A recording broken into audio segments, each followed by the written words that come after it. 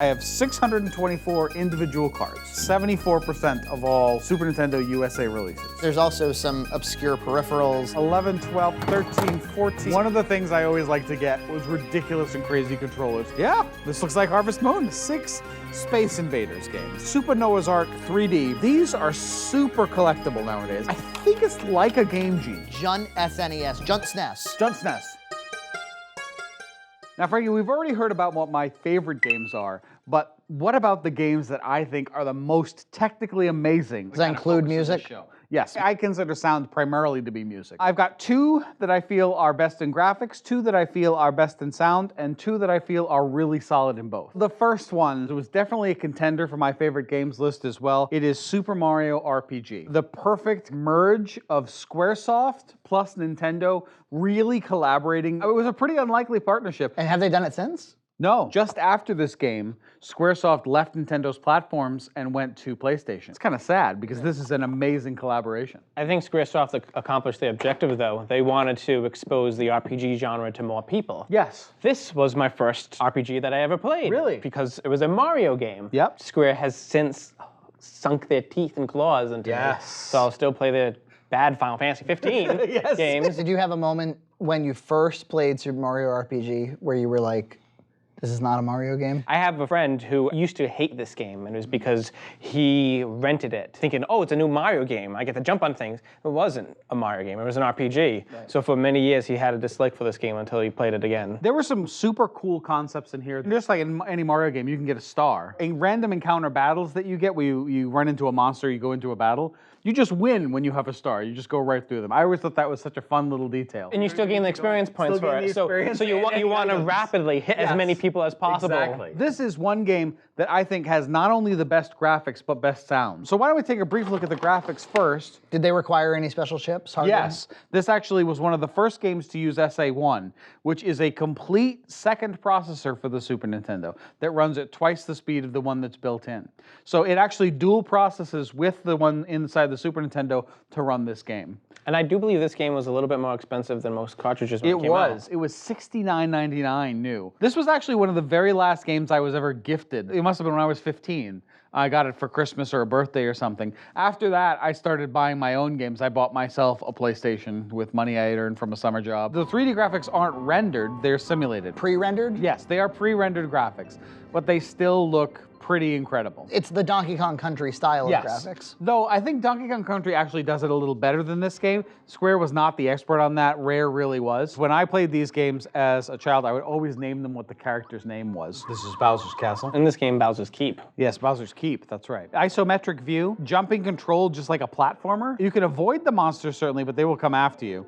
And once you go into that battle, you're there. Timed hits. Because of this game, I thought all RPGs had time hits. To this day, no matter what game I play, I'm always timing my hits. Which is also how the Paper Mario series works. It's clear enough that Nintendo was like, let's keep this Nintendo RPG thing going with the Paper Mario series, even if we don't have Square on our... That's right. They really did try to, and they were successful for the most part. Those were some good games, but I think this one's a little bit more magical. I do want to also showcase a couple of my favorite songs from this game. I'm going to use my SD2 SNES, which has a special feature which allows us to just play music from the game. Because there's another little CPU that handles the music in a Super Nintendo. They capture all the data in that CPU in its state, and then they put it into a file called an SPC file. That actually has the music in it. There's so much music in this game, first of all. This is one of my absolute favorite songs. It's one of the battle themes.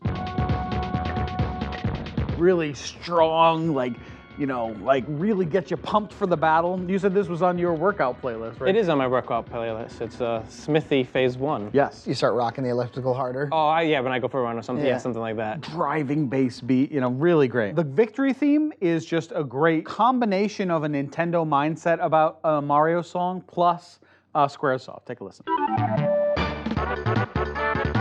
I know this one. Yep. Really happy and upbeat and full of energy. It doesn't get old, in my opinion. Yeah, that's the mark of a really great piece of music in a game, right? My 2 favorite songs in this game are probably just the standard boss battle music. Okay. And I also love Nimbus Land. Nimbus Land. It's just nice. Little pan flute. It's a little pan flute, you're in the clouds, you've made it to this area you've been trying to get to for a while. This was like the peak of Super Nintendo music. This was around the time the N64 was coming out, so everybody had figured out the best techniques and best strategies to get the absolute best sound quality out of this system. There's kind of like a softness to SNES music. Yeah. That, like, where I would describe maybe Sega Genesis music as a little harder. Yes. Does that make sense? Yeah, absolutely. Yeah. On the Sega Genesis, they had different capabilities in terms of what they could generate for sound versus the Super Nintendo. The Super Nintendo was completely sample-based. So if you want a sound of a flute, you just record a flute. Whereas on the Genesis, you could sample sounds, and they definitely did. But the most common mode was to use like kind of synthesize-y sounds, like keyboardy sounds. And it made it sound more like grunge music. Yeah. Or, When you talk about like Sega sound effects versus Super Nintendo, I think like Mario Brothers music versus like X-Men, where it's like, Yeah. yeah. Dun, dun, dun, dun, dun, bum, bum, ba-da-da-da.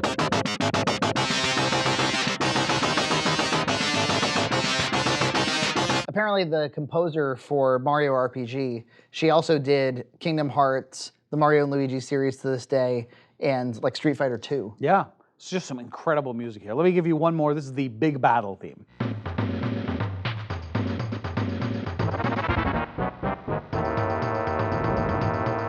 Battle themes are like the ones that really kind of get you stressed up. They make you want to fear the enemy. Exactly. Frankie, next up on my list is Yoshi's Island. An incredible game. Indeed, take a look at this shirt. This is just wonderful. This is in one of my best categories for graphics. It Yeah. has great sound too. Also a special chip game? Yes, it is. It is. This uses the SA1 as well, but it uses its graphics capabilities. It has a real kind of crayon, childy visual style. And the idea of like children's arts and crafts being associated with Yoshi probably started here. Look at how much detail there is in that animation of that stork. Just really beautiful effects. They must have knew they had something on their hands with Yoshi when they released him in Super Mario World. At the time of Super Mario World, he was really just nothing, just an add-on to give the game a little more depth. Power up. Yeah, this is the game in which he really came into his own. Really cool opening island. And some of that 360 animation of the island, that's unusual for a 2D system. Very much so. The number of capabilities that were added by this SA1 chip is just some incredible stuff. There's a level in which it's called Touch Fuzzy Get Dizzy.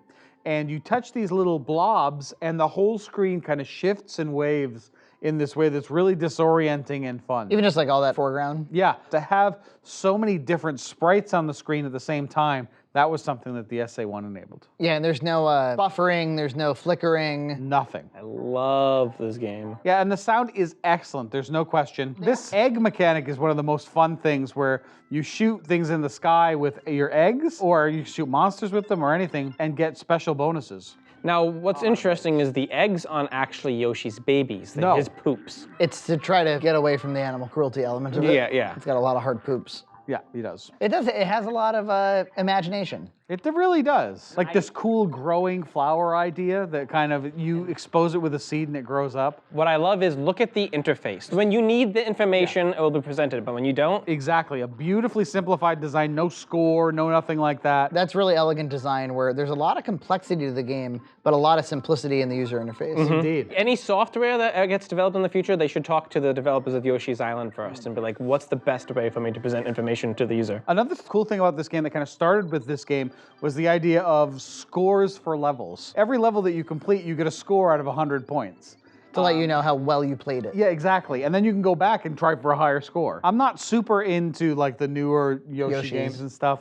So. Seems like it started aiming for a much younger crowd. Oh yeah, this was aimed for everyone. But this isn't an easy game. This is No. harder than all the Mario games previous to it, in my opinion. Yeah. Indeed. A lot of big, heavy sprites with cool looking graphics. Screen shaking action. Yeah, screen shaking stuff. Anything that they could do with that expanded chip, they did. I don't get it, man. Nintendo will develop like something that really hits, Yeah. and then they never quite recapture it. Two other really big examples of that would be F-Zero and Star Fox. Yeah. Blue. I love these sound effects. Shall we move on? Sure. Hard to pull it away. Yeah. Oh yeah. So let me tell you about our next game, which is in my category for graphics. Secret of Mana 3, Seiken Densetsu 3. Never released in the US, sadly. Some of the most beautiful graphics that ever went into Super Nintendo RPGs showed up in this game. There are excellent translations of this game, fan translations of this game out there. If you're gonna play it, definitely get one of those. Having a cartridge doesn't really make any sense. I happen to have a Japanese one in my collection. Let's take a look at the opening intro. Shimbun Tugabara. Sekai ga maru de... Snowman. I see a snowman. Snowmanu, does this display what you wanted to show us? No. Because this isn't a game that I have ever played, I'm fighting back the will to just make fun of it. You have xenophobia as it relates to games? Sure. I'm gonna be tribal where I can. It's got a Final Fantasy VI vibe right there. Secret of Mana Cross has live battle. I want to know who designed the monsters and some of the animation, because a lot of things going on are very reminiscent of Chrono Trigger sprites and how they react when you attack them. Second one is definitely the one that I played the most. This one is more renowned for its graphics in terms of overall capabilities. 2 was also a Japanese-only one. No, 2 is the one that we call Secret of Mana. Yeah. Oh. So this game is called Lufia 2: Rise of the Sinistrals. I have not heard of that. This game I have selected for sound. You ever heard of this game? I have heard of it, but I've never played it. Great epic music to get you into the game, get you really excited about it. Some striking opening graphics, Yeah, certainly. this song really does give you a pretty good mood of the music in this, really kind of heavy string. When you were writing music for your RPG, did you take any influence from any of these? Oh yeah, absolutely. More so games like this, actually. A lot of string minor chords? Yes. I'm just amused by the dialogue. What's it saying? Who should rule? We are the humans. We should rule. Simple, but it's Written by an elementary school? Yeah. The translation was not good. For some reason, they thought that they had to use this huge font, and that meant that everything had to fit in 2 lines. So let's put on a couple of my favorite songs from that game. Of course, you know my love for battle themes, so here's one of my favorite battle themes from Lufia 2. Big, powerful battle theme.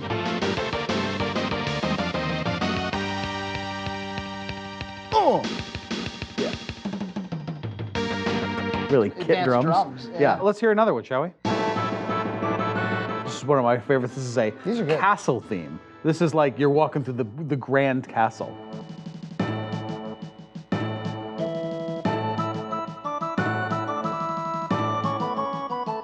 Today you will meet the queen! It does sound like that, doesn't it? This is more like Optimistic Castle. Yes. You know, like those like hipster bands that play like only video game music, and they're like, "Hey, we're 8-bit" or whatever. These songs feel like they would lend well to a crap band like Oh that. yeah, absolutely. Let's have the shrine theme.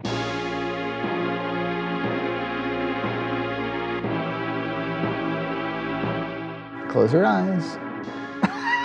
Here's another great song. It's called The Saviors of Those on Earth. It's a very Japanese title.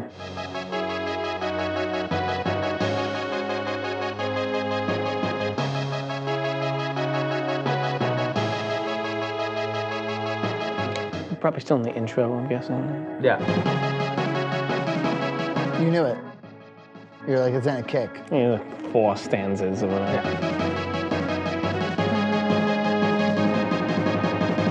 Very nice. Yeah, very cool. The next one on my list is Donkey Kong Country 3. All 3 of them are very good. 3 has the kind of final evolution of Rare style, the peak of the pre-rendered game genre. Do you think that modern consoles have such a quantity of classic games per system? No. There were only a couple systems, right? Now we have more systems plus PC. PC is a very easy option now. Yeah. You know, where back then PC was a very small portion of the market. Now there's so many systems. You can do phone, you can do that. Yep. And consoles come out much faster now. So we don't get to the end of life. Almost all these games that we're talking about are near the end of the system's life when the full capabilities of the system get utilized. The system that came after this, the N64, was so different that basically every game on that had to look 3D to sell the idea. Very cool graphics. Definitely looks like 3D. They're really using a lot of cool tricks to make this 2D game look 3D. I love that sound effect. Oh! Kind of fun that they reinvented the idea of Donkey Kong, who was once kind of just a villain of Mario's. Yeah, everything's super fluid in terms of the pre-rendered stuff. I would see people play this game and I would think that's why I want a Super Nintendo. Yeah. This came out right around the same time the Sega 32X was released. Yeah. And everybody was like, why? Did you see what the Super Nintendo's doing? Yeah, exactly. I was reading about when Rare made the first Donkey Kong Country, and the president was like, wow, this is what we can do with the Nintendo 64? And they were like, no. No, This this is on the Super Nintendo. And this game doesn't even have a special chip in it. And every level kind of has a cool, distinct style to it, too. Video game graphics were still evolving in a major way back then. Yep. Graphics, in some ways, was like the ultimate criteria for judging a game. Probably the wrong criteria. But it was the standard that people used. Let me go switch to the cartridge. We can take a listen to a couple pieces. This is a great one. Very ambient kind of new age music. If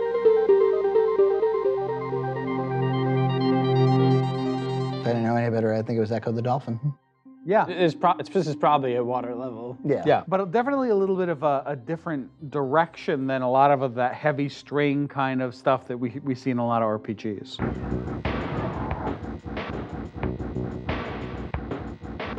We will rock you. A lot of use of samples. For my final game in the music category, we have, of course, Final Fantasy VI. Which we already talked about in your favorite games. It's a cornerstone of video game music that I felt I had to feature it again. We've seen what the game looks like. Why don't we just go right into the songs? Yep. This is the song Final Fantasy VI iconic. I love the lyrics to it. Yeah, okay. Tony Danza. Tony Danza. Tony Danza. Tony Danza. Oh my. Tony Danza. Tony Danza. And that is the lyrics to Final Fantasy VI. Tony Danza.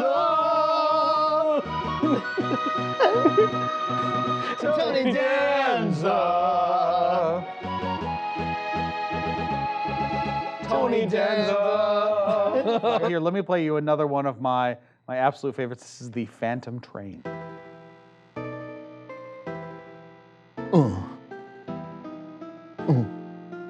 This is very Final Fantasy. Yeah.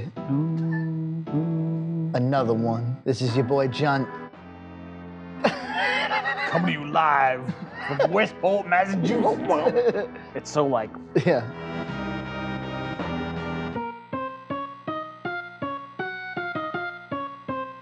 Whimsical. Indeed. I feel like I'm in like a Victorian castle. Yes. Then you get some nice counterplay.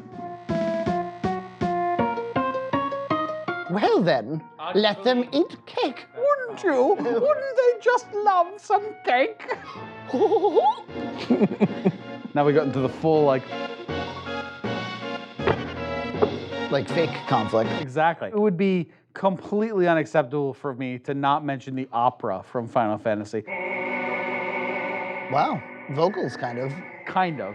And what they have is they have synchronized timed on screen words. Because obviously vocals Yeah. were not really feasible in this cartridge. So it definitely evokes opera. Yeah, and at the time this was like unbelievable to me. And of course they did perform it, you know, as an actual opera. Did they? Yeah. Who's they? No, Them. folks in Japan, the country of Japan. Just about every song in this game is incredible. I encourage you to go check it out. We can't possibly cover them all here. That's the end of John's games, but we've been talking about Chrono Trigger for 2 episodes. It's the best game on the system. I love this opening. There's nothing that gets me going more in a video game than this. Maybe Link to the Past, when the Triforce comes together. It has great sound, has great music. Better than everything else you played so far, except for maybe with Yoshi's Island or Mario RPG. With some of the previous samples, Frankie and I were just being polite and trying to like get into it, but like they were just like, okay, this is a little dumb. Listen to this song right here. This is the theme of Chrono Trigger and the theme of the protagonist, Chrono. Adventurous, amazing song. Watching the intro again, the graphics are pretty darn good. Dragon Quest, Dragon Ball Z, Chrono Trigger, the character designs were all from the same person. I think you might have skipped over this game. Yeah, I I think you should give it another try. And you liked its sequel, the PlayStation Chrono Cross. did. It was one of my favorites. There's not a single song in this game that is boring. I've got a book here that talks all about it. Here in the SNES Omnibus. Oh, that's cool.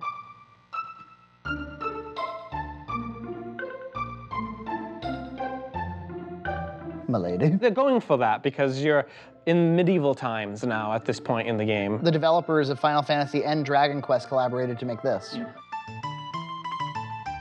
This is a song you hear early in the game. Yep, it's probably going to be the first song you really listen to because your character wakes up, you go straight to the fair, and you probably have to spend maybe 15 to 30 minutes if this is your first time playing the game. Yeah. Chrono Trigger original sound version is 3 CDs worth of 16-bit bliss. They released the soundtrack on CD. On a few games they did that, including Final Fantasy eventually. I like this song. This only plays a couple of times. So in every RPG, you usually have your boss music, and you have your mini boss and your boss battle. Yeah. And then sometimes you have like, this is a major fight in the game, and this song usually plays. If there had not been D&D, do you think RPGs get developed the way they ultimately were developed. I think there was think a it's different. huge amount of influence from D&D. Yeah. Well, I thought that was a freaking fun episode. Yeah, a lot of fun. What we have coming up next is our final episode of JuntSNES. Final episode. Which is good because I'm running out of Mario shirts. We're gonna take a look at some books. You've got a really cool book there that I want to spend a little bit of time in, and we've got a whole stack of fun Nintendo Players Guides, and plus, we're gonna take a look at a few questions from you guys and maybe revisit a couple topics real quick. Let me get this straight. On the final episode of JuntSNES, we're not looking at video games. We're not looking at Super Nintendos. We're looking at books. Tony Danza. Tony Danza! Tony Danza! Tony Danza.